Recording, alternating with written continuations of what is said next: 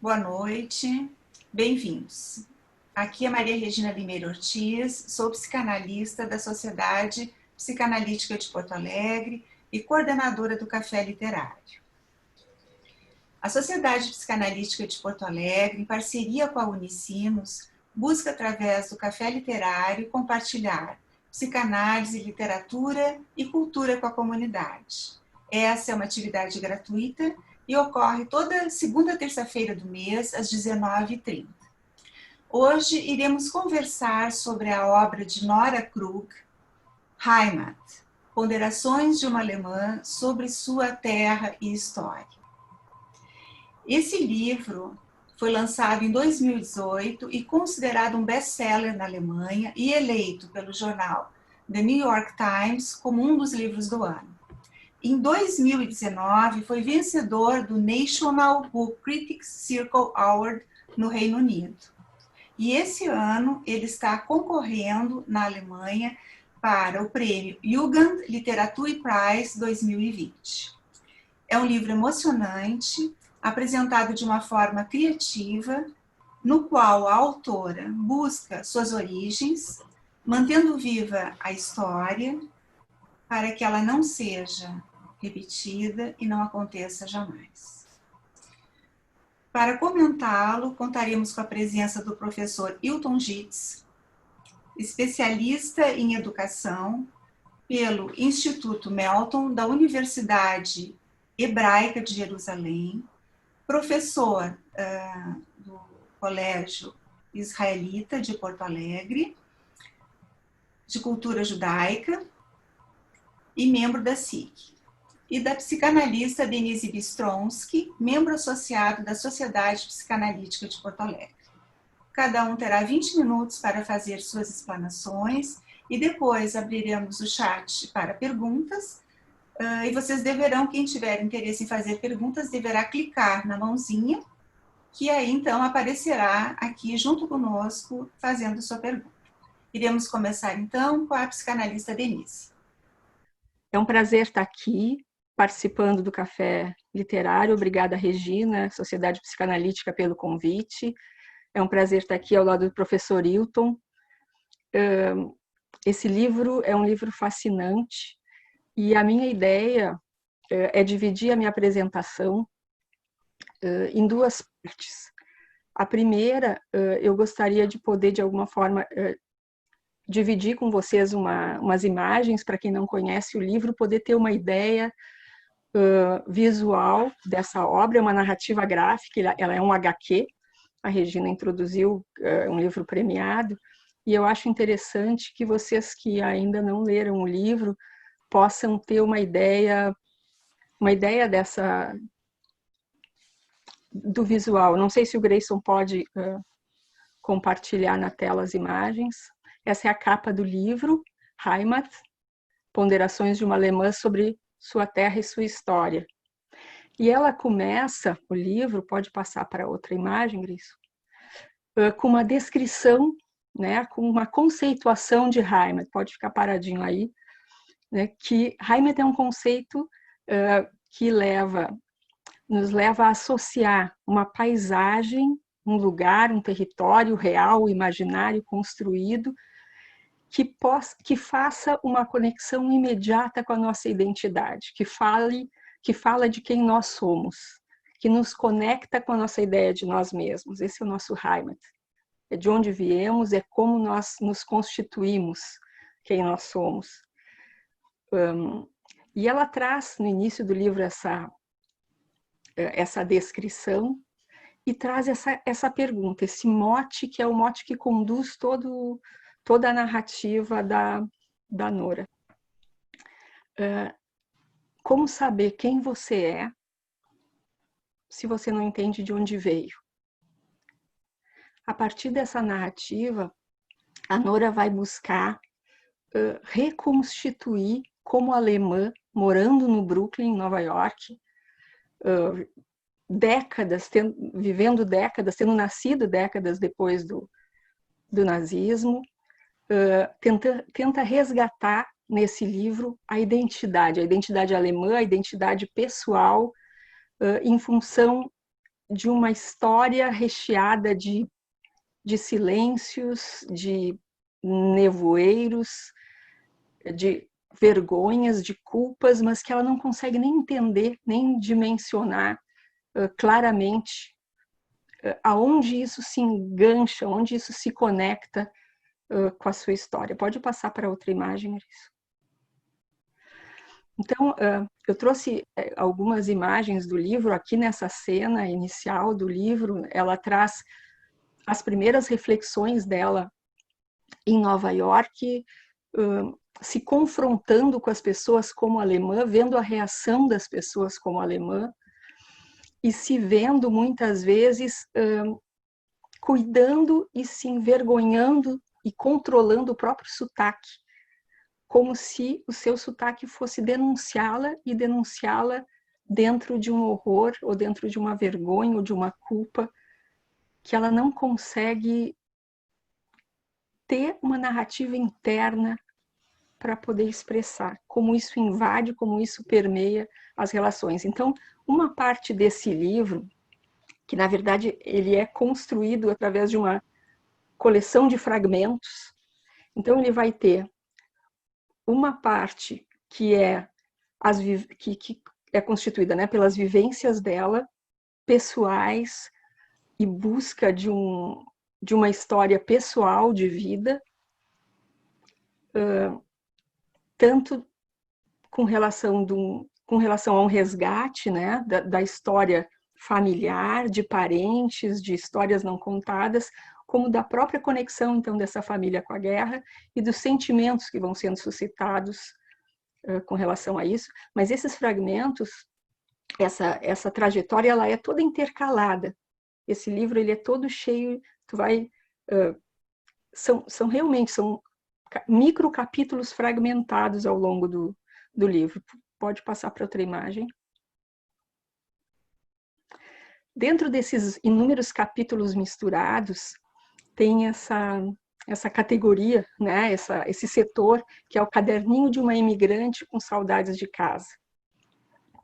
E nesse setor, né, que vai sendo repetido alternadamente aí ao longo da sequência narrativa, ela vai resgatando objetos típicos da sua cultura, mas objetos especiais que falam de uma consistência, de uma identidade de segurança. Então, aqui tem esse tipo de curativo, né? E que é um curativo que tem uma característica especial, ele jamais desgruda, ele jamais abandona, né, o corpo até que esteja curado. Assim como esse curativo, ela vai resgatando na memória aquelas pastas arquivo, a própria ideia da floresta, né, cheia de magia, de romantismo das histórias, elementos típicos da cultura alemã, que vão, de quando em quando no livro, ela vai introduzindo e com isso quase que fazendo um inventário inicial muito singelo, mas muito profundo, através dos objetos, como se ela estivesse catando fragmentos para se recompor na sua identidade. Que essa é a grande busca, é resgatar essa história para poder recompor e dar sentido para a sua identidade. Pode, por favor, Grayson, passar outra imagem. Um outro capítulo que tem no livro, isso eu também estou mostrando um pouco para vocês perceberem a riqueza de estímulos gráficos que ela vai nos apresentando, que essas imagens eles nos dão uma leve noção, né? Mas, enfim, álbum de recortes de uma arquivista de memórias. Então, ela vai resgatando nos briques objetos ligados ao tempo da guerra, mas não necessariamente que tenham a ver com propaganda da guerra, mas objetos de pessoas que viviam naquele tempo e numa tentativa de humanizar essa memória, de realizar esse período através desses objetos, torná-los palpáveis e humanos, né? Para que ela possa ir fazendo essa colcha de retalhos. Outro setor, Grayson, por favor, pode trocar. Aí tem outra parte do livro, que também vai tendo uma continuidade alternadamente ao longo do livro, que é o resgate das memórias familiares. Tem toda uma história, especialmente do irmão do pai, de um tio que tem o mesmo nome do pai, que teria ido e morrido na guerra. Então tem toda a narrativa dessa busca e uma história de um tio que nunca foi falada. Sempre toda essa tentativa de recompor uma história que não é contada, que é proibida, da qual a família se esquiva, mas que ela vai reconstituindo. É muito bonito e muito difícil, né? E acompanhando o vai e vem dessa busca dentro dela, porque vai nos remetendo esse livro também, pode ir passando, Grayson, por favor, a uma coleção de sentimentos também fragmentados. A gente vai ficando tenso na medida em que ela resgata essas histórias, porque a gente vai associando com as nossas memórias de história, de conhecimento, e vai, às vezes, tendo medo do que vai aparecer pela frente, ficando tenso junto com ela à medida que vai descobrindo coisas que ela não queria muito descobrir, que ela fica na torcida para os familiares terem mais ou menos envolvimento com a guerra. Então, a gente vai acompanhando o esforço e o contraponto, né, da vontade de saber, com um certo temor, às vezes com uma certa inquietação dela, de uma certa revolta, às vezes tentando empatizar com essa história, se manter ainda na necessidade de buscar, se mantendo, né, nessa necessidade. Essas próprias frases colocadas meio em movimento, muitas vezes elas são entrecortadas pela imagem, deixa a leitura meio truncada. Então é um livro onde a forma, o desenho, nos carrega, né, nesse universo complexo e pesado aí dessa busca do si mesmo, né, que a Nora investe. Pode passar, por favor, Grace. Esse é um registro do caderno de aula que ela encontrou de um tio, desse tio que foi menino para a guerra, foi com 10 anos para a guerra, 10, 12 anos, morreu com 18 anos na guerra. Essa era uma redação cujo nome era O Judeu, um Cogumelo Venenoso, ensinado na escola. Pequenininho, tinha 9, 10 anos. A banalidade da propaganda entrando no universo, né, diário desse tio, e ela vai descobrindo esses objetos e ao mesmo tempo se questionando. Pode ir passando, Grayson, por favor. Se questionando, mas ele vivia nessa comunidade onde tinham judeus, era amiguinho judeu, né, os amigos da família. Como é que não faziam esse contraponto do que estava sendo lido e aprendido com a pessoa que eles conheciam, que estava ali do lado? Ela vai também podendo construir esses questionamentos e a angústia dela de como essa realidade ia penetrando dentro da realidade, como essa propaganda e essas distorções antissemitas iam entrando dentro da família, né? Muito sofrido. Também ela faz pesquisas, ela viaja e faz pesquisas sobre a história, sobre fatos que aconteceram na cidade de origem dela. Pode ir passando, por favor. Pode ir passando. Enfim, né, a minha ideia foi trazer um pouquinho esses recortes para vocês. Primeiro, terem uma ideia visual dessa narrativa e para dar um rascunho, né, de como é que foi se estruturando. Então, eu acho que tem mais um, talvez. Está na contracapa. E é quase como se fosse uma construção de um quebra-cabeça, de uma árvore genealógica que ela foi tentando construir. Obrigada, Grace. Bom, então a gente volta para a questão crucial e que eu vou destacar, né? Ela fala de uma quantidade de informações que ela teve na escola, de um saber vazio né, que foi resgatado, mas do esforço que é poder integrar e realmente se apropriar, conhecer essa história. E eu acho que esse é um elemento interessante para a gente poder pensar numa diferença muito importante, né? Do que é saber sobre e do que é conhecer algo.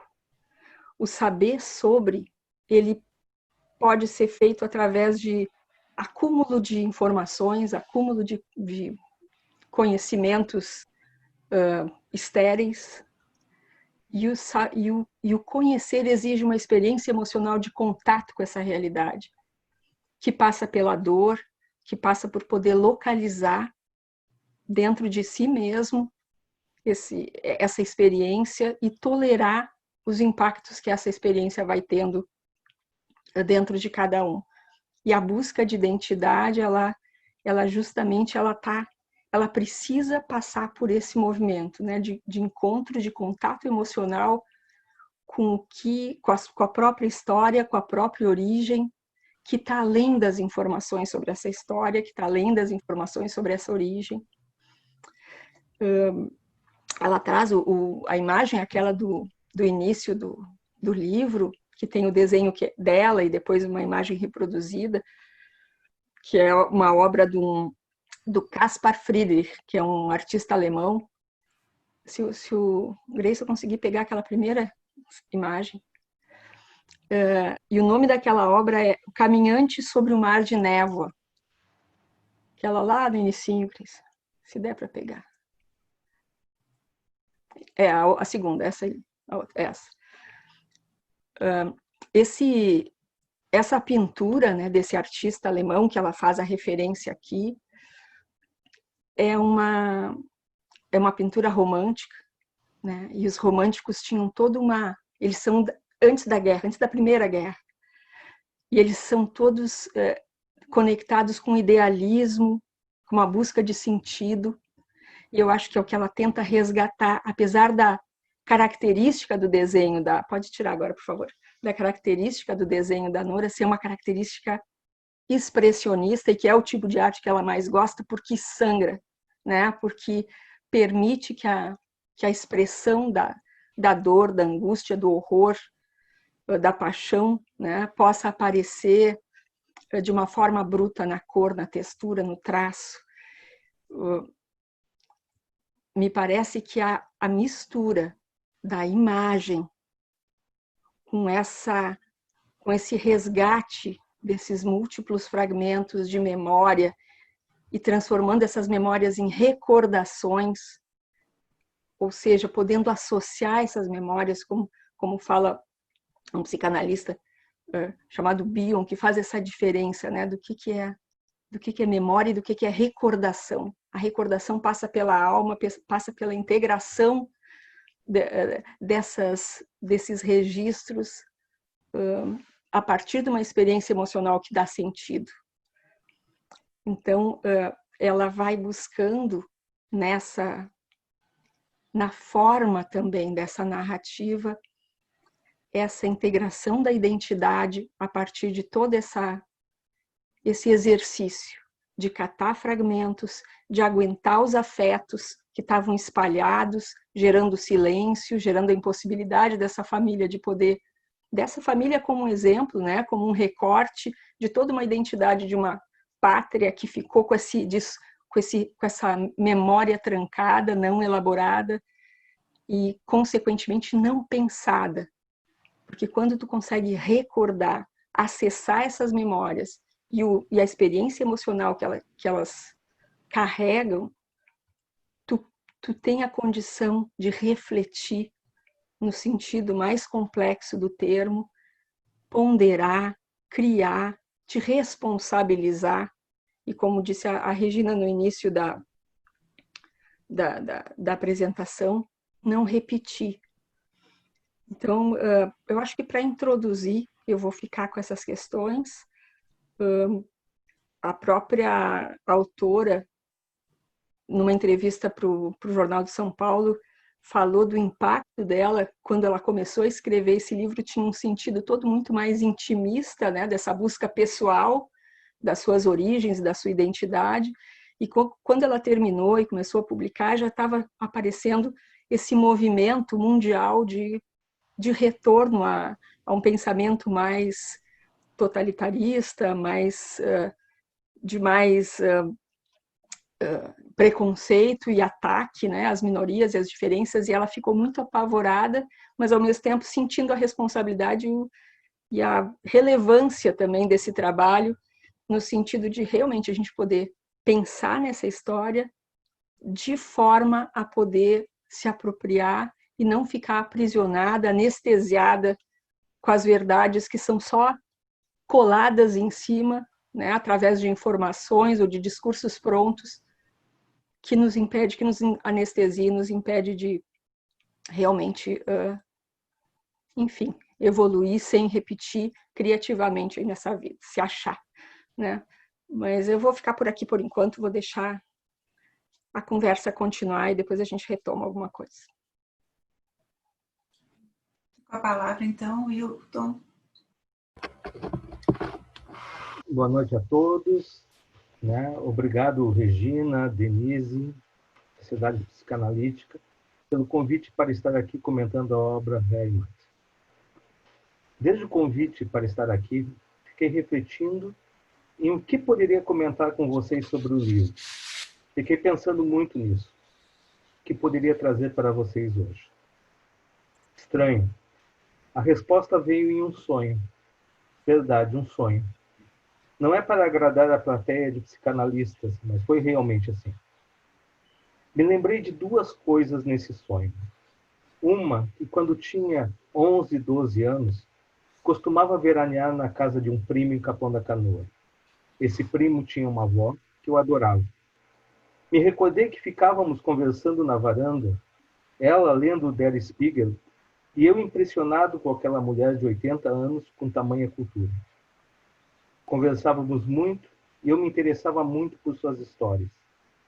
Invariavelmente, elas iam para o espaço e o tempo de sua vida na Alemanha. Recordo-me que não havia ódio em suas falas, e sim saudades. Seus olhos se enchiam de lágrimas, o que fazia suas palavras virem carregadas de afeto. Palavras encharcadas de saudades e tristeza. Quando acordei, já sabia o que falar. Sabia que deveria dar voz a ela e àqueles judeus que nunca conseguiram esquecer sua terra natal, a qual amavam e que tiveram de sair para sobreviverem. Da mesma forma que Nora Cruz conta sobre a história de sua família no livro, pensei em falar sobre a história daqueles judeus que nunca esqueceram sua Heimat. Eles aparecem no livro, aparecem por sua ausência, por estarem na sombra da pesquisa da autora ao procurar a história de seus familiares. Mas como aconteceu esse encontro dos judeus com a terra alemã? Os judeus chegaram junto com as tropas romanas. Viveram nessa região centenas de anos. Viveram sob domínio pagão e mais tarde sob domínio do cristianismo, onde foram sempre perseguidos. Algumas vezes mais, algumas vezes menos. A acusação de deicídio sempre presente nunca lhes deu paz. A grande mudança ocorreria somente no período do movimento iluminista. Em 1729, nasceu Moisés Mendelssohn, precursor do iluminismo judaico. Autor da célebre frase, onde se definia: "Sou alemão de fé mosaica". Isto abriu as portas para que judeus pudessem sair do gueto em que viviam e ingressarem no mundo não judaico. Associado a isto, em 1848 começou a unificação alemã. A partir daí, muitas localidades começaram a garantir direitos iguais aos judeus. Os judeus alemães abraçaram o país que o acolheu com extrema devoção. Ingressaram na sociedade alemã, querendo ser dignos desta confiança. Participaram em todas as esferas sociais e econômicas possíveis. Serão parte da grande revolução que o mundo moderno está causando naquela sociedade. Por estarem em todos os espaços que lhes é oferecido são associados a essas mudanças, para o bem e principalmente para o mal. Comunismo, capitalismo, liberalismo, crises, democracia, tudo será visto por alguns como um plano dos judeus para dominar o mundo. O antigo ódio religioso transforma-se em um ódio racional. Em 1879, um jornalista alemão, William Marr, colocará todos esses pensamentos em um termo: antissemitismo, uma nova roupa para vestir um ódio ancestral. Para o judeu alemão, isso não importa. Ele continua amando a verdadeira Alemanha, aquela que o acolheu. Quando chega a Primeira Guerra Mundial, os judeus alemães irão receber a condecoração da Cruz de Ferro, medalha máxima de bravura, em uma proporção maior que os não-judeus. A República de Weimar, que assume a responsabilidade de governar a Alemanha neste momento de crise, assumindo o papel ingrato de levar a culpa de ter assinado o famigerado Tratado de Versalhes, um governo extremamente liberal, será o lugar onde muitos judeus poderão exercer seu papel político. E serão acusados por isso, de terem traído a Alemanha. Aí surge o mito da punhalada pelas costas, acusando os judeus de terem traído sua pátria ao assinarem o tratado. Uma polarização extrema na Alemanha causa uma catástrofe. Em 30 de janeiro de 1933, Hitler assume o cargo de chanceler da Alemanha. Desde 1920, quando ingressou no que seria Partido Nazista, Hitler tinha claro o que desejava em termos de política em relação aos judeus da Alemanha. Ao assumir o governo, começa a implementá-la. Os objetivos centrais da política antijudaica, de 1933 a 1939, foi a exclusão do judeu da sociedade alemã, retirada de seus bens, sua opressão econômica e, com isto, impulsionar sua imigração da Alemanha. Podemos dividir esse programa em 3 etapas. O primeiro seria de 33 a 34, onde, através de um boicote econômico ao comércio judaico e de uma lei para o restabelecimento do serviço público profissional, que tinha como objetivo retirar os judeus e opositores da administração pública, começa assim o processo de exclusão do judeu da sociedade alemã.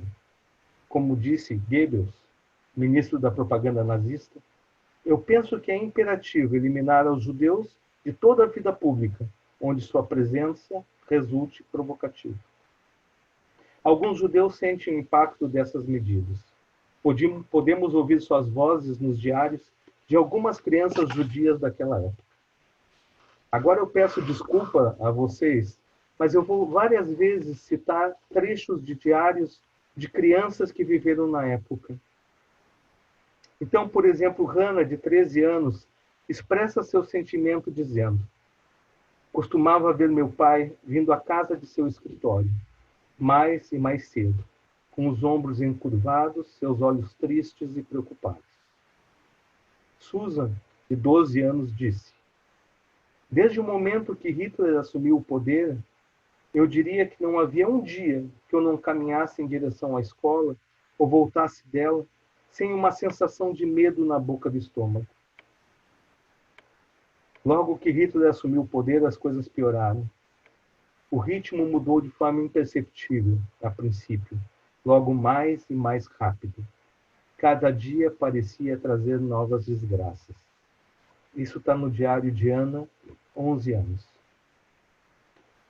Um momento que impactou a comunidade judaica violentamente foi o boicote ao comércio dos judeus de 1º de abril de 1933. Foi o primeiro momento onde se viu que o que era o discurso de um político estava se efetivando na prática. Edwin Landau, um jovem, escreve nessa época: 2 jovens nazis estavam parados na porta de nosso negócio e impediam que os clientes entrassem. Estas são as pessoas por quem nós, jovens judeus, lutamos e derramamos nosso sangue para defender o país dos inimigos? Por acaso não resta um só companheiro de armas daqueles dias que se enoje ao ver o que acontece agora? Tomei minhas condecorações militares, as coloquei e saí à rua. Eu fervia de fúria e queria gritar meu ódio na cara desses bárbaros. Ódio, repulsa. Desde quando tenho esse sentimento? Essa mudança se produziu em umas horas. Este país, essas pessoas, que até este momento amava e admirava, se transformaram de repente em inimigos. Se é assim, não sou mais alemão, ou não devo mais ser. Não podia organizar essas ideias na minha cabeça no lapso de poucas horas. Mas havia algo que senti repentinamente. Fiquei envergonhado da confiança que dei a tantas pessoas. Indivíduos que agora mostravam suas caras, como meus mais encarnados inimigos. De repente a rua me parecia estranha. Sim, toda a cidade era estranha para mim. Pouco a pouco, os judeus passam a ser exilados em sua pátria. A educação e a propaganda transformaram o vizinho judeu em um monstro a ser destruído. Em 1936, em um discurso de Natal, Julius Streicher, diretor do jornal antissemita Der Stürmer, perguntou ao público juvenil que o escutava: "Vocês sabem quem é o diabo?" 2.000 vozes infantis gritavam: "O judeu, o judeu." Já Bernhard Rust, ministro da Educação da Alemanha, dizia na época: "A função total da escola é criar um nazi." Mas nada disso era novo. Hitler, no seu livro Mein Kampf, escrito em 1925, escreveu: "Nenhum menino ou menina devem finalizar a escola sem ser conduzido a uma máxima compreensão da necessidade e da essência da pureza do sangue." No diário de Hannele, 11 anos, ela descreve a sensação de ser aluna naqueles dias. Na escola, a turma não se colocava mais de pé para dizer: "Bom dia, senhorita Hatching." Quando entrava a professora, no lugar disso, devíamos nos colocar de pé e estender os braços para cima e dizer: "Heil Hitler." Nunca soube se deveria me unir a eles ou não. Eu sabia que Hitler era um malvado e a causa de nossos problemas, mas sentia medo de não levantar a mão. Rosemary, de 13 anos, nos conta um pouco da sua experiência na escola. "Eu mesmo procurei um assento nas últimas filas do auditório", ela diz, perguntando-me surpreendida o que queria o diretor. E sem escutar realmente suas palavras, eu já sabia o que iria dizer. "Alguns de vocês voltarão. Os receberemos de braços abertos. Mas agora devemos nos despedir. Me pesa o coração ao lhes dar esta notícia, mas não tenho alternativa." Catherine conta o seguinte: "Eu tive uma má experiência. Foi com meu professor de ginástica, que era um verdadeiro nazi. Eu tinha uma amiga de classe que também era judia. Ela e eu éramos as melhores na aula de ginástica. O professor sempre gritava para o resto da turma: 'Meninas preguiçosas, como vocês podem permitir que 2 crianças judias fossem melhores que vocês?' Em 1935, as leis de Nuremberg retiraram os direitos dos judeus. Os judeus passam a ser cidadãos de segunda classe. Praticamente voltam à Idade Média, estrangeiros no seu país. O judeu não tem mais lugar na Alemanha." Anne Frank, no seu diário, diz: "Nossa família sentiu todo o impacto das leis antissemitas de Hitler. Nossa vida se encheu de inquietude. Os judeus não podem viajar nas estradas e estão proibidos de dirigir. Aos judeus é permitido fazer compras das 15 às 17 horas, e somente em lojas que tenham um cartaz dizendo 'Loja Judaica'. Os judeus não podem estar fora de suas casas depois das 20 horas, e tampouco podem estar sentados em seus jardins depois desta hora. Os judeus não podem fazer esportes públicos. A natação, os banhos, as canchas de tênis e outros espaços de esporte estão proibidos para ele." Hannele, 11 anos, no seu diário, fala sobre isso. "Uma vez no intervalo do meio-dia da escola, Ing e eu havíamos combinado de trazer nossos novos patins para o gelo. E fomos juntas à pista de patinagem sobre sobre o gelo ao ar livre. Mas quando chegamos na entrada da pista, encontramos um grande cartaz dizendo: não se admite cachorros nem judeus.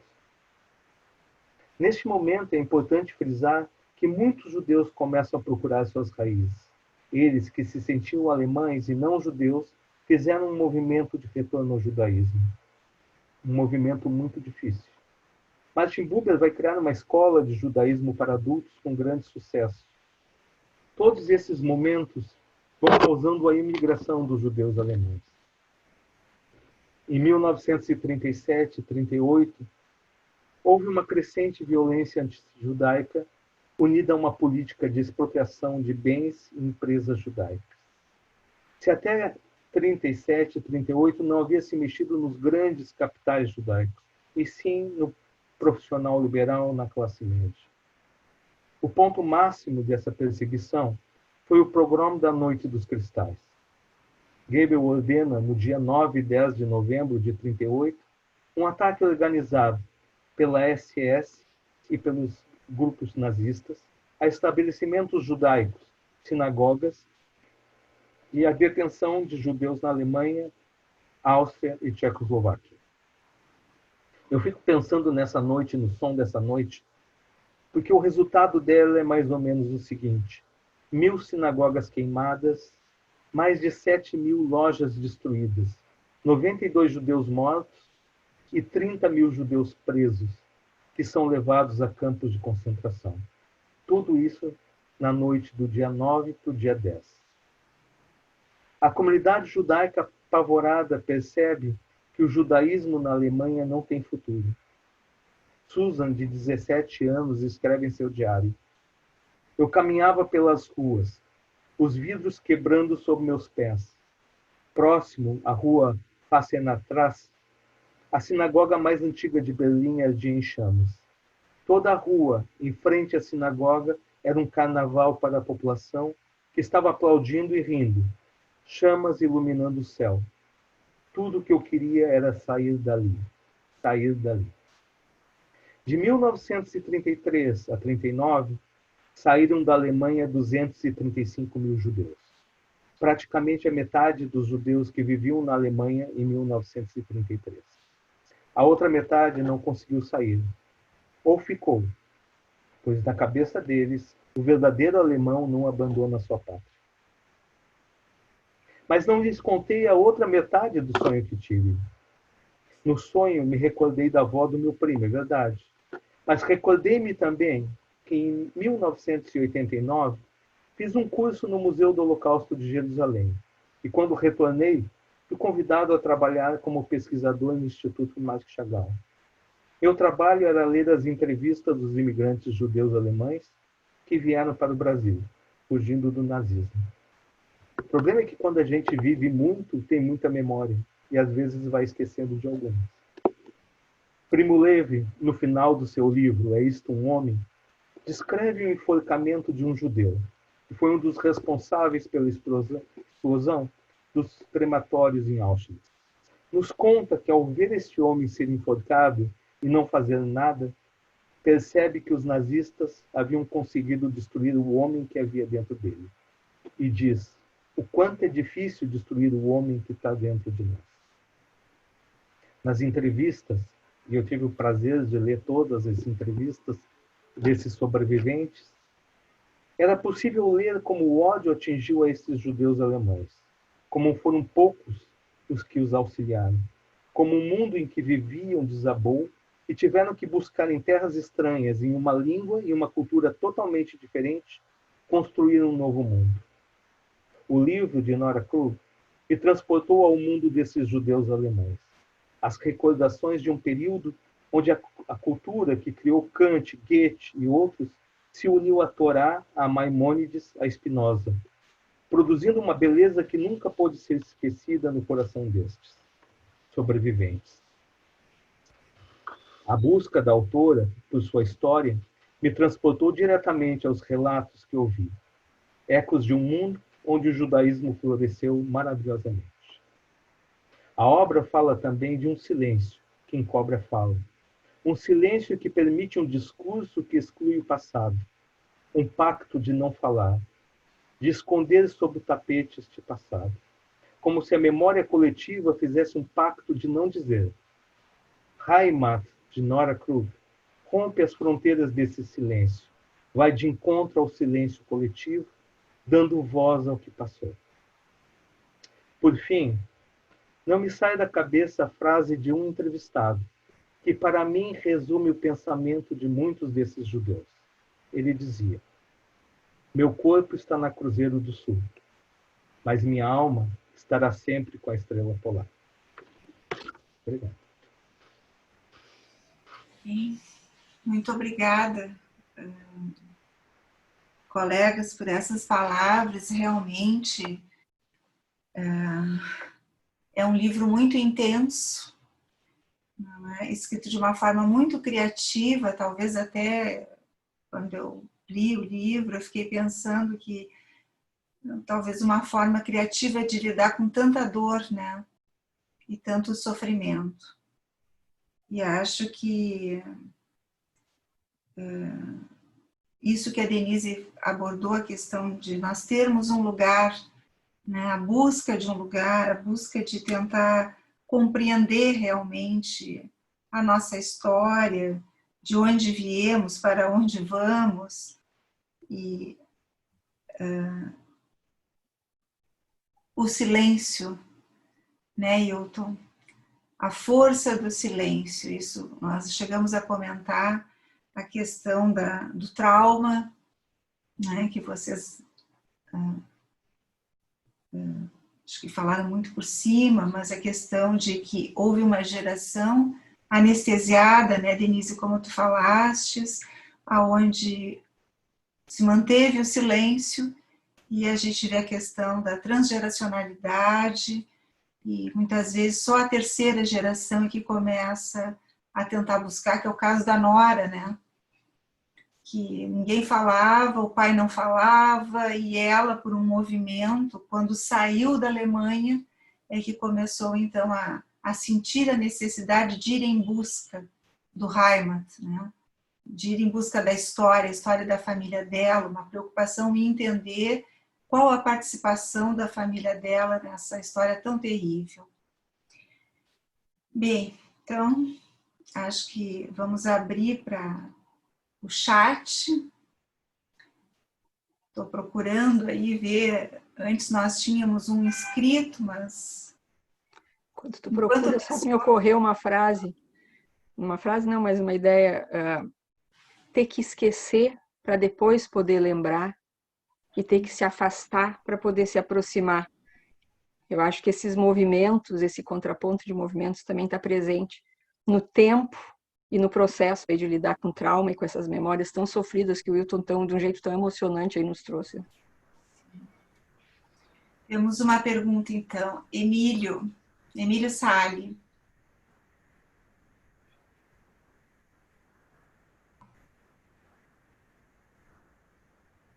De microfone. Oi. Olá a todos, boa noite a todos. Primeiro, foi realmente emocionante, muito prazeroso ouvir vocês. Eu acho que o livro é muito interessante, e a Denise e o Hilton conseguiram, cada um da sua forma, analisar vértices muito interessantes desse livro, que ele, em si mesmo, ele é muito impactante. O meu comentário, mais talvez que uma pergunta, é que eu acho que essa discussão nossa traz tantos elementos assim, para a gente pensar, que até é difícil a gente conseguir focar. Eu vou tentar focar o meu comentário em duas coisas. Assim, primeiro, o Wilton nos traz toda a questão da dificuldade da questão do ser judeu todos esses anos que acompanham, acho que desde a antiguidade até a modernidade, e toda essa forma como muitas vezes o povo judaico foi vítima desse preconceito, né? Eu estava até pensando que Freud era um judeu que também, por um tempo, quis ser alemão.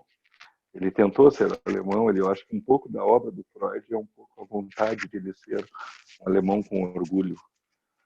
fruto dessa sensação de uma certa inferioridade que havia nessa época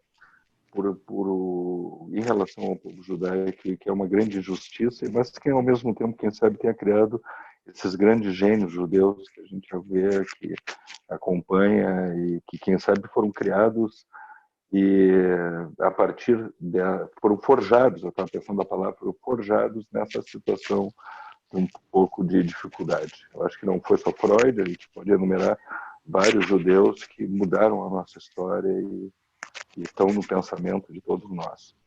Mas o meu comentário vai em direção à fala da Denise, porque eu tenho estudado muito trauma, né, ultimamente, eu tenho pensado muito sobre essa questão do trauma, e a gente está vivendo atualmente uma situação em que a sociedade, dá para se dizer, que está vítima de a gente vai viver um pós-estresse traumático coletivo.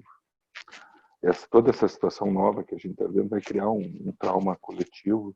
E eu penso nas crianças que talvez não entendam direito o que a gente está passando nesse momento e vão ter que, em algum momento, enfrentar isso. Eu penso que o trauma é algo inominável. Tá? Então, tem autores que estudam o trauma, que falam no conceito de cripta. Cripta é como se fosse um lugar, né, no espaço, de forma de a gente adentrar, de a gente nomear. Então fica uma cripta, fica uma parte silenciosa do espaço psíquico onde a gente não consegue nomear. E a função do analista, nesse momento, é poder ajudar essa pessoa a nomear o inominável. É um pouco diferente do trabalho de ressignificação, onde a gente ressignifica algo que foi em alguma vez significado. No trabalho com o trauma, é um pouco diferente da ressignificação. Eu acho que é o trabalho de significação. É o trabalho de a gente criar um signo de algo que não foi significado. Então, a gente ajudar essas pessoas a poder voltar no tempo e junto com elas, significar aquela parte da vida delas que não pode ser significada.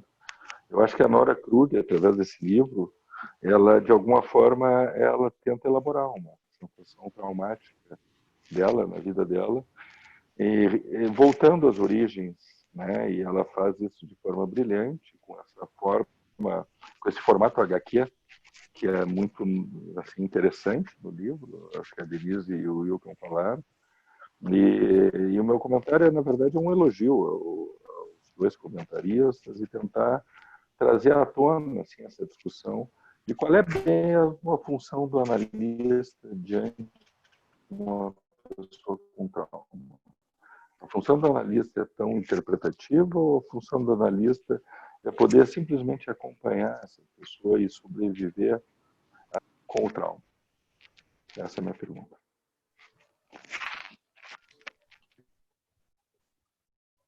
Denise, Hilton, querem fazer algum comentário? Foi aquecendo um pouquinho, né, a ideia da fragmentação, né, que aparece na experiência de ler o livro.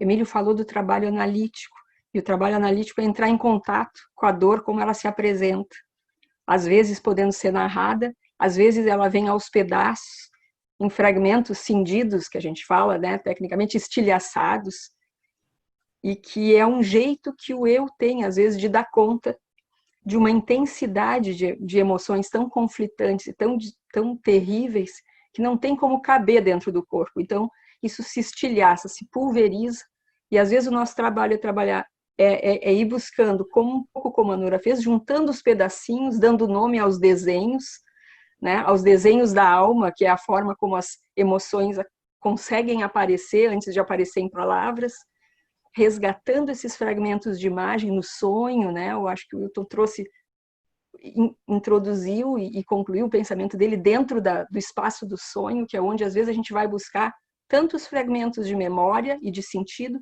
quanto nos vazios entre esses fragmentos. Então acho que esse é o nosso trabalho, é aguentar o tirão, vamos dizer assim, de acompanhar essa trajetória tão picotada e às vezes tão vazia, né? Esse mar de névoa, que às vezes é turbulento E às vezes é um branco que tu nem está sabendo que tamanho é o mar que está embaixo, que monstros podem ter ali embaixo. Nosso trabalho é segurar. O nosso trabalho como analistas, eu acho que o nosso trabalho como historiador, como formador de opinião, como professor, ajudar a organizar tudo isso, né? Como artista também, ela é uma ilustradora, eu acho que é o trabalho de quem está podendo ter instrumentos para pensar e integrar essas experiências emocionais tão sofridas. O que o Emílio trouxe é interessante, porque existe no processo de estudo do Holocausto, né, que é esse trauma que eu acho que produz esse livro na Nora, tem um espaço de tempo muito interessante, né, que é aquele espaço de mais ou menos uns 15 anos após a guerra, onde não se fala sobre o Holocausto. Não se toca em nenhum aspecto disso. Mesmo em Israel não se estuda o Holocausto, né? É extremamente traumático. Talvez, né, porque fica muito difícil para nomear aquilo que é inominável, né? É interessante, por exemplo, que no processo de Eichmann, em 62, uma das principais testemunhas do processo e que vai marcar um modo de estudo do Holocausto em Israel e em muitas partes do mundo, se levanta no meio do processo e grita: Auschwitz não é deste mundo. Como se dissesse, não é possível nomear isso, porque não faz parte deste mundo, né? Não é um signo que pode ser decifrável. E foi necessário mais tempo para isso. Foi necessário mais tempo para poder dar nome e para poder significar o que aconteceu. O que eu acho lindo no texto da Nora é exatamente essa abertura que ela dá em cima dos silêncios que ela não consegue encontrar respostas. Existem, mesmo com toda a pintura e com toda a arte do livro, existem silêncios ali naquelas páginas, do que não foi dito. Por isso, o meu objetivo ao falar foi tentar preencher um pouco desse silêncio que não é dito, né? E que é muito difícil de ser dito. Talvez seja esse o papel do psicanalista, né? Eu estou começando nessa história aí, com informação, mas talvez seja esse o papel nosso, dar um pouco de significado a esses espaços silenciosos. Bom, Fernando Brum, professor Fernando Brum.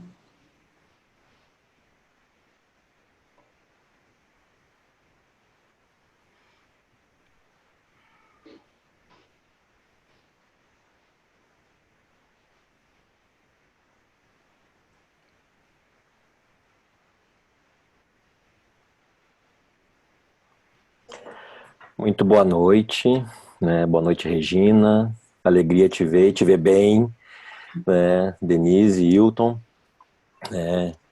Esse modelo novo, assim, de a gente tomar café e discutir literatura e psicanálise, né? É interessante e ao mesmo tempo desafiador. E eu, enquanto escutava, né, a fala da Denise e a fala do Hilton e a introdução que tu fizeste, Regina, eu estava pensando em três coisas, né, que realmente me causam dúvida e que eu queria, né, propor para a gente escutar. Primeiro, a ideia da opção estética, né, da obra. Normalmente a gente tem, como o Hilton mostrou ali, relatos sobre esse tema através de diários, através de registros, né, cartas, enfim, coisas que têm esse caráter memorialista, mas narrativo mesmo, né, de contar como as coisas aconteceram, justamente porque a gente está voltando a um passado. E a Nora faz um retorno ao passado muito tempo depois, então ela acaba fazendo uma opção estética, né, como o Emílio falou, que é muito interessante.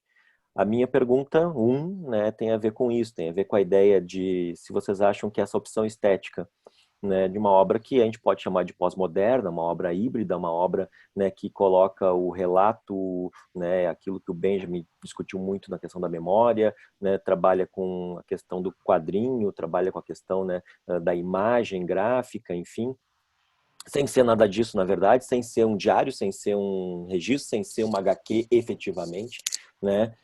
Se isso tem a ver com esse distanciamento, né? Se existe uma nova forma da gente poder pensar, né?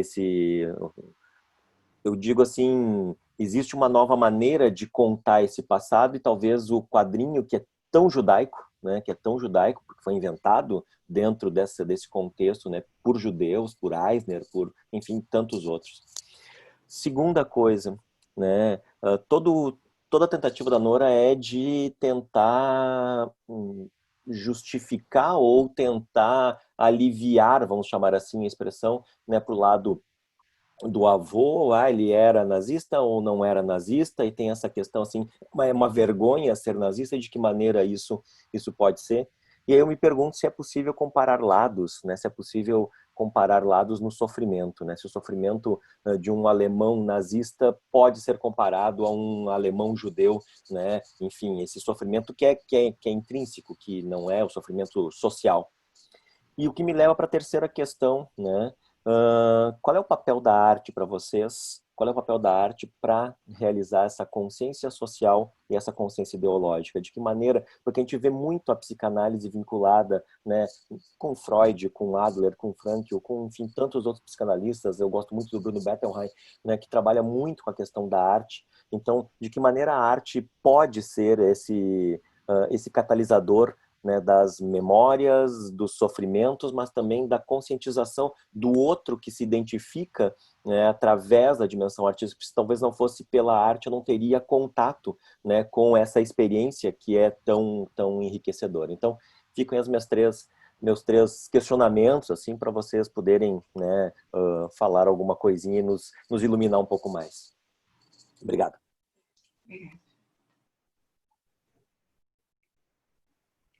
E aí, Eu deixo para ti, Denise, sempre. cada vez começa um.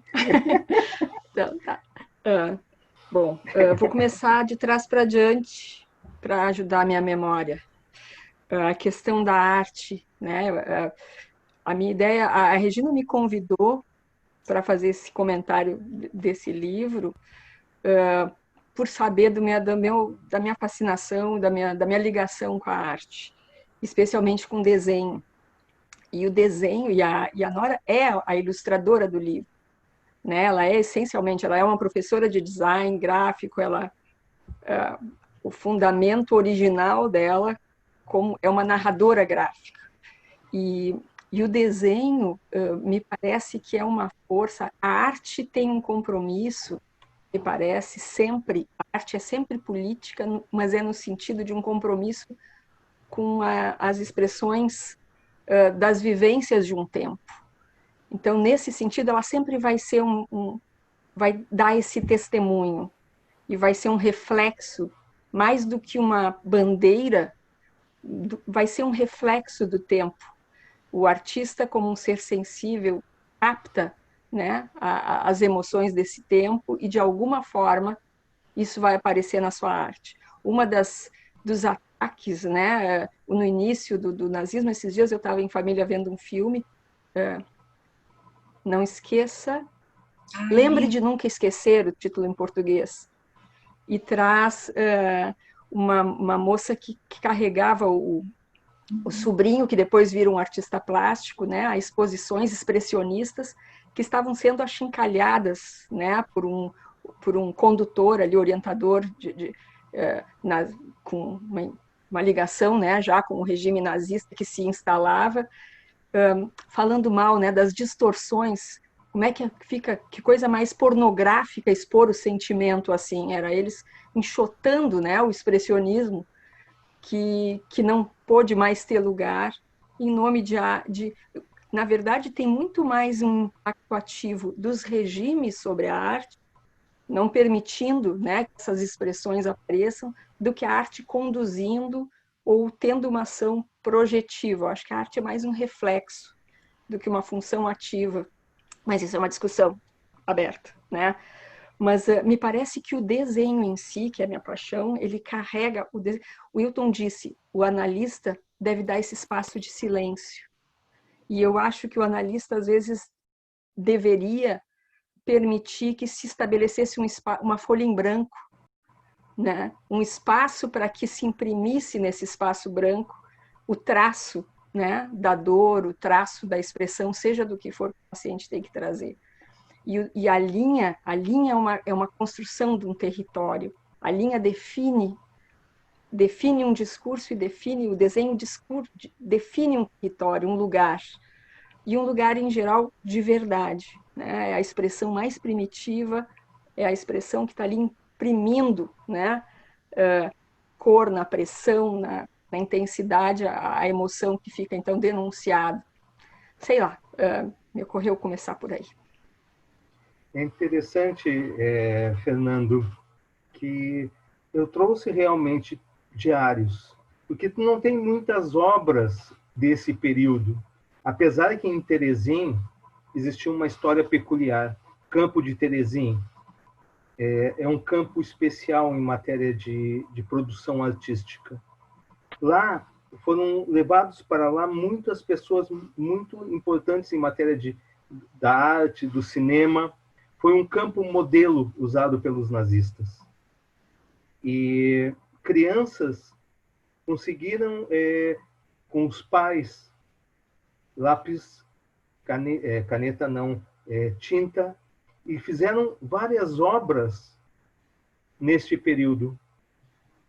Você pode encontrar isso aí facilmente na internet, obras muito, muito fortes. Eu não tenho a capacidade da Denise que ela teve de colocar de uma forma tão bonita o livro para nós, mostrando essas várias expressões da arte na obra da Nora. Então, sim, teve isso, mas era proibido pelos nazistas qualquer forma de expressão artística, né? Eram punidos com a morte. Esses diários, são centenas de diários, foram escritos com carvão, e escondidos de várias formas, mas nós temos poucos lugares onde foi possível expressar os sentimentos através da arte, né? Eu acho também um ponto interessante e bate exatamente no que a Nora busca, né, aquele mundo nazista, a forma como ela expressa através do livro dela. As cores vai de encontro a todo aquele mundo que ela tenta encontrar ou que ela vai atrás. Um mundo onde a arte não era permitida dessa forma, né? Vale a pena ver a Arquitetura da Destruição, esse documentário espetacular sobre como a arte foi utilizada pelo regime nazista para debelar pensamentos, né? Tem até o famoso caso de fazer um museu itinerante, onde eles mostravam a forma de pensar dos judeus e de que forma a arte surrealista expressava o cérebro deformado daquelas pessoas. A arte é rebeldia, a arte é quebrar paradigmas. E foi interessante porque foi difícil ler o livro, não foi uma coisa tão tranquila, porque tinha que reler, tinha que reaprender a ler, porque ela faz essa mistura entre a palavra que se torna arte e a arte que se torna a palavra. E essa mistura realmente vai batendo, vai transformando o leitor, né? Esse contato do leitor com o texto original se dá de várias formas ali. E foi espetacular. Ele é indigesto, né? Num primeiro momento, a gente entra em contato com um livro tão colorido e a Regina fez, assim, essa maldade comigo, né? Diz, não, é um livro super criativo, super alegre, super moderno. Eu fui bem feliz pegar o livro e olhei, comprei imediatamente. Só que, no início, dá inclusive uma certa irritação. Você vem cá, tu tá falando desse tema e com esse monte de cor, com esse monte de quadrinho, me deu um impacto até eu poder aceitar a linguagem dela, né? Para poder contar essa história. Porque talvez fosse mais fácil para a gente ser introduzido nesse mundo e nessas reflexões se ela viesse só com texto, né? Eu viesse devagarinho, mas não, ela traz justamente esse turbilhão e essa complexidade de vida de inquietação, de uma dor que é viva, apesar de estar tão submersa. Então, eu acho que o desenho ali teve uma força, acho que foi uma força estética e comunicativa. Oi, desculpa. Uma forma dela lidar com o silêncio, construir, né, algo que a gente pode até pensar numa questão de um terror sem nome, algo inominável, né? Como lidar com isso, a não ser tentar juntar esses pedacinhos, porque o livro é todo praticamente com desenhos, recortes, fotografias, um quebra-cabeça, né? Mas nós temos 2 pessoas inscritas e eu vou chamá-las para que depois a gente possa encerrar, porque a gente já está no horário. Jussara Dalzotti.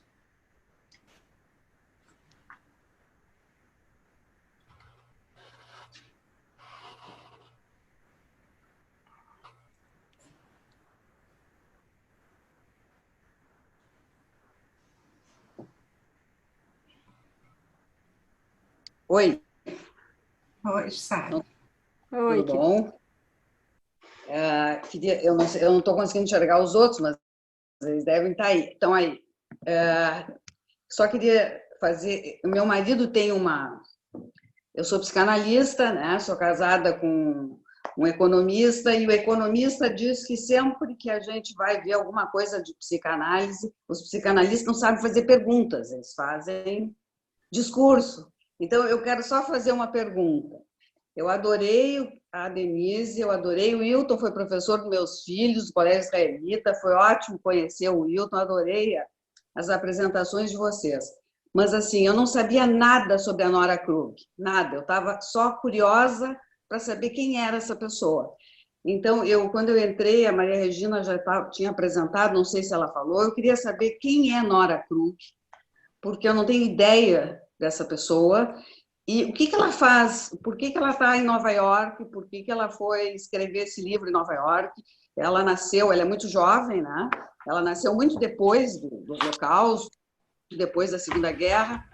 E qual é a história de vida dela que faz com que ela tenha essa necessidade, né, de alguma forma, investigar a vida dela e lidar com o sentimento de culpa?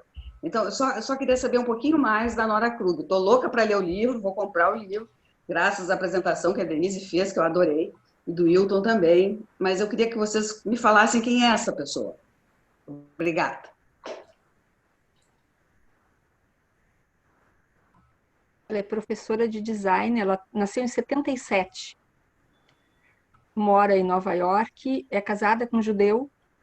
Esses dados ela traz no livro e ela traz o porquê dessas inquietações, dos constrangimentos vividos e de carregar, de sentir que carregou durante toda a história dela, tentando ser bem resumida, né, Regina, mas se você se ocorrer alguma coisa, toda a história dela, e mesmo indo morar, eu acho que há 20 anos em Nova York, ela sempre se sentiu não conseguindo poder se assumir como alemã, não podendo se assumir. Aquela história que eu falei no início, escondendo o sotaque, volta e meia com piadinha de Heil Hitler, onde ela andava desde a adolescência, ela sendo constrangida, né, por essa culpa ao longo de toda a vida dela, foi o que foi levando a que ela quisesse resgatar essa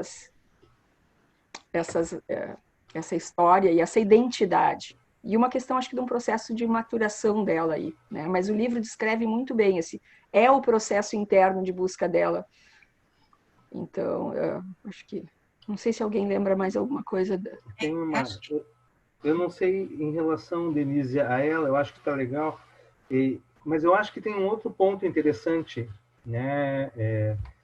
Que é esse tempo em que agora começa a surgir várias personagens que estão não revisando, mas criando arte em cima do Holocausto na Europa, né? Então, o cinema europeu, ultimamente, vem feito filmes espetaculares, onde ele olha o Holocausto, né? E repensa e mostra isso no Labirinto de Mentiras, é um filme legal que mostra exatamente na Alemanha isso, Ida. Vários filmes estão mostrando esse espaço. Eu acho que a Nora teve esse tempo, esse distanciamento que foi necessário para poder olhar o que aconteceu, né? Porque houve um silêncio da vítima e do algoz. E esse silêncio, aparentemente, não apagou a memória. A história está lá. E agora está sendo reestudada ou estudada pela primeira vez por personagens que viveram isso de uma forma transgeneracional, né?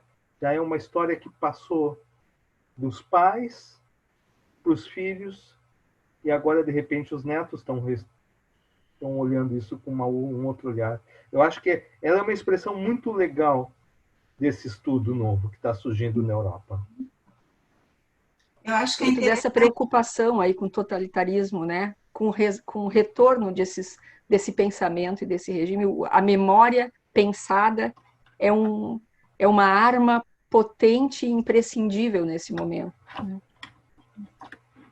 Eu acho que também a questão é que ela só começa a se dar conta disso quando ela sai da Alemanha, porque ela vai para Nova York para estudar. E lá que ela começa a se confrontar e começa a se questionar realmente qual era a história dela, né? E aí ela se depara com o silêncio do pai e da mãe, que poucos sabem da família, né? E isso vai sendo um motor para ela. E aí eu acho que entra nessa questão da psicanálise, né? Porque o silêncio mantém o trauma. Não poder falar sobre o passado, reconhecer a história, isso só faz com que o trauma se mantenha, repercute e se prolongue pelas gerações. Então é impossível falar sobre a dor e o sofrimento que tudo isso acarreta. Eu acho que o jeito, eu imagino assim, que ela encontrou, né, foi através dessa escrita criativa dela, né, de poder falar de tanta dor, porque ele é um livro que a gente vai lendo e ele incomoda, né, ele é como se sangrasse, eu diria assim, é uma dor viva aquilo ali, ela fica também mostrando esse medo do que ela vai encontrar na história dos antepassados dela, né? Se realmente ela fica se perguntando, será que eles eram nazistas mesmo? Será que, né, qual era o comportamento? Será que protegiam, cuidavam, né, dos judeus? Ou, como o Wilton disse, ou eram algozes, né? Então é muito interessante. Mas nós temos uma última pergunta, Cristina Chazan.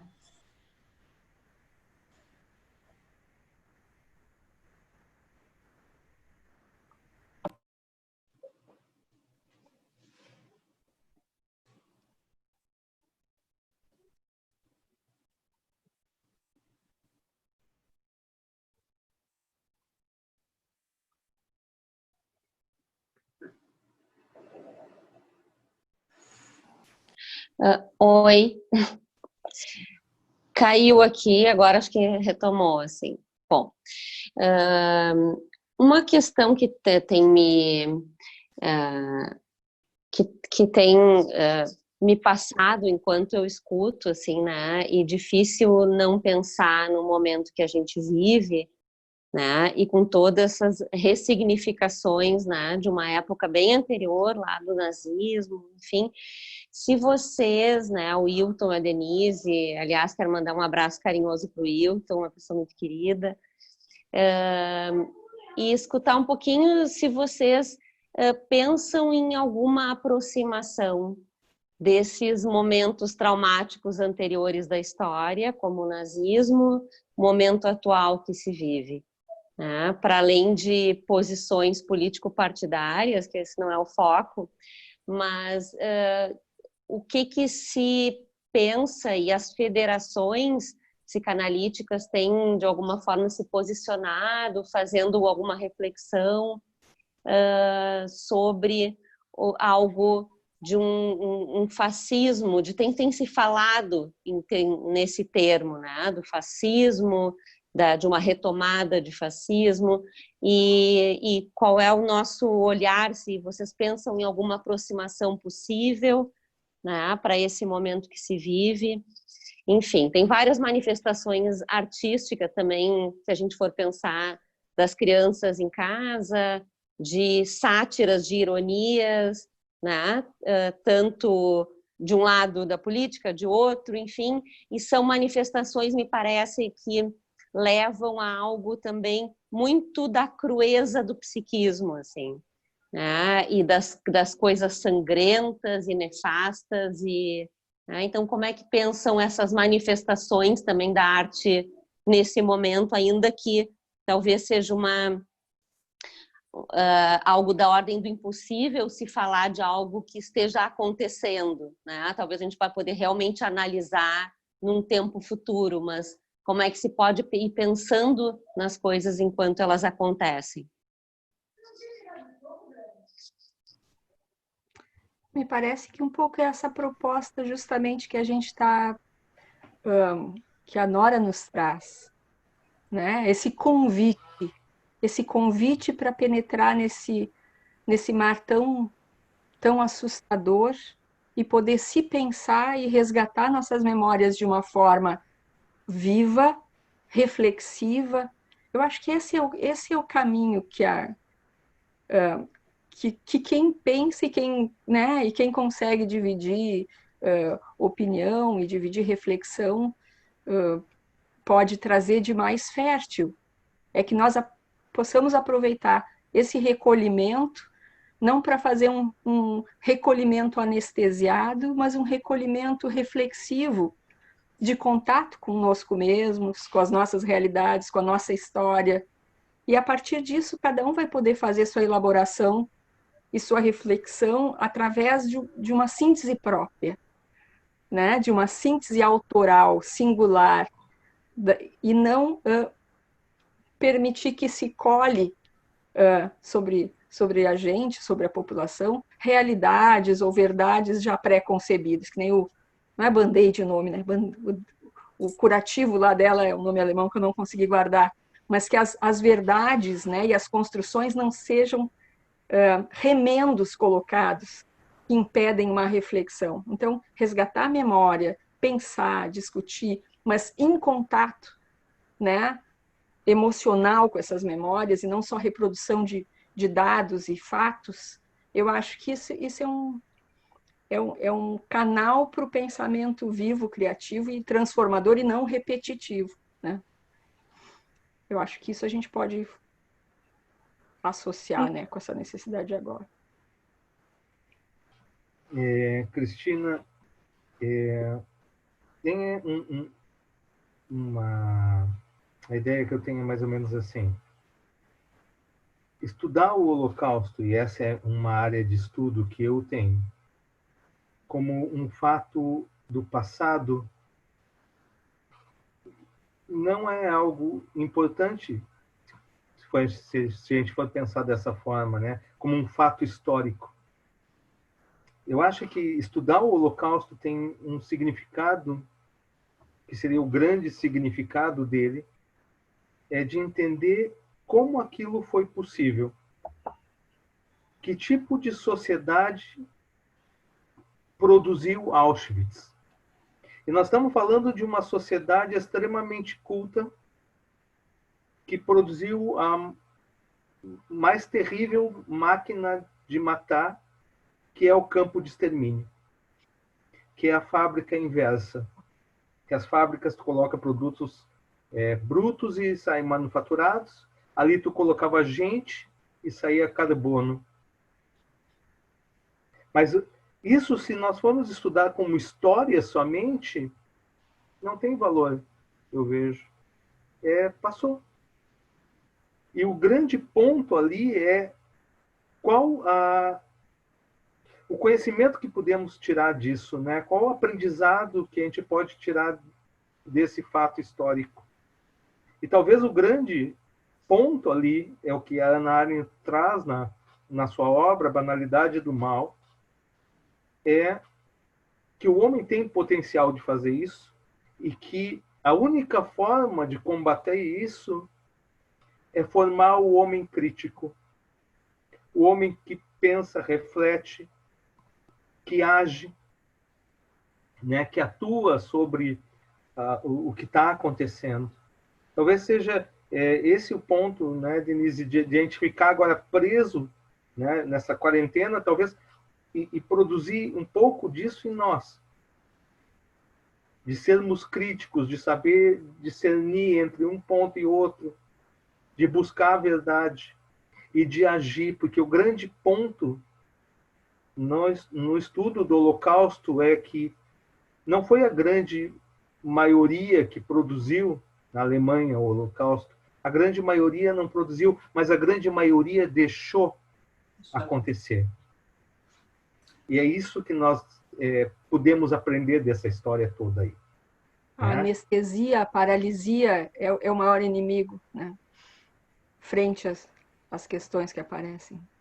Bom, pelo adiantado da hora, e nós vamos precisar encerrar. Então, eu gostaria de agradecer a participação do Wilton, da Denise, acho que foi excelente, dos nossos participantes, das perguntas. Eu acho que realmente ele é um livro muito tocante e gostaria então de convidar todos para o próximo Café Literário, no dia 14 de julho, às 19h30, onde iremos falar sobre a obra de Graciliano Ramos, São Bernardo, contando com a participação do professor Maurício Souza e do psicanalista Rui Yanes. E, para maiores informações sobre as atividades da Sociedade Psicanalítica de Porto Alegre, vocês podem acessar o site sppa.org.br. Muito obrigada a todos. Boa noite. Se cuidem. Boa noite, saúde. Obrigado a todos. a todos. Tchau. Fiquem em casa.